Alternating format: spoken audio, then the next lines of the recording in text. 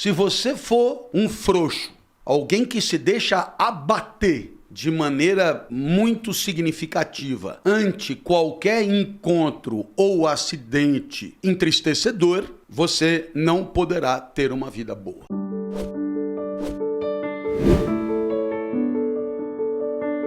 A palavra estoico, né? Ela é uma palavra que podemos usar no nosso cotidiano. E talvez ela tenha um significado que tenha alguma tangência, embora não completamente coincidente, alguma tangência com o que era o estoicismo na filosofia. Quando você diz fulano de tal agiu de maneira estoica ou agiu estoicamente, o que é que você quis dizer? Eu entendo que isso significa uma certa competência, capacidade de suportar encontros tristes, né? Encontros adversos, encontros dolorosos, encontros angustiantes e assim por diante. Em outras palavras, o comportamento estoico é um comportamento de resistência alta em face de um mundo agressivo, lesivo, contundente, devastador, etc. Então, por exemplo, estávamos comentando aqui que ontem eu fui assaltado, tirado meio aos tapas de dentro do meu carro para que 4 pudessem fugir. Eu estava indo dar uma palestra sobre Antígona, que é uma tragédia. Então,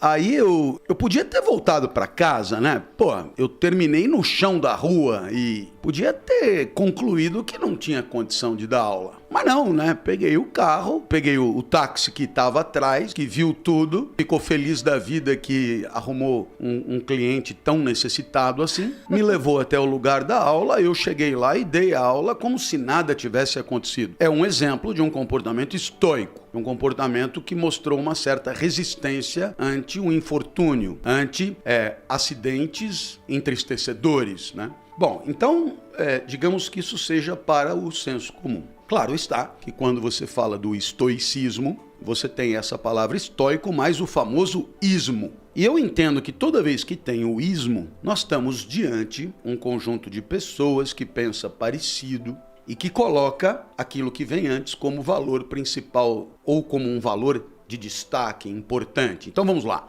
Liberalismo, conjunto de pessoas que pensa parecido e que tem a liberdade como um valor importantíssimo. Sim. Comunismo, conjunto de pessoas que pensa parecido e que tem a comunidade como um valor importantíssimo, assim como o individualismo, o indivíduo, e o oportunismo, a oportunidade. Sim. E etc. Bom, então o estoicismo nos remete à existência de uma corrente de pensadores, de pessoas importantes, e seus admiradores, seus discípulos, e que tem, digamos, essa capacidade de resistência ao mundo entristecedor como um valor muito importante para a existência, para a vida, digamos assim. Ou seja, a vida não será boa se você não tiver um pouco de disposição estoica na hora de viver. Ou seja, se você for um frouxo,